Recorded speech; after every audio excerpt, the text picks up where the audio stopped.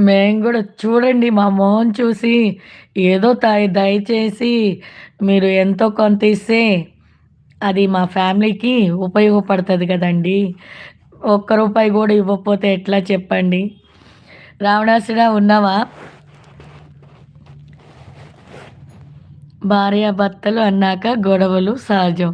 Madam ఇద్దరం కలిసి కూర్చొని మాట్లాడుకోండి. అంతా సెట్ అవుతది. గొడవలు అట్టాంటి గొడవలు గాదులే రావణాసుర. రోజుకొక గంటకొక యుద్ధం జరుగుతది అంతే. మళ్ళీ నార్మలే. హాయ్ పూజ గారు నమస్తే. బాగున్నాను. ఎలా ఉన్నారు? బాగున్నా రావణాసుర.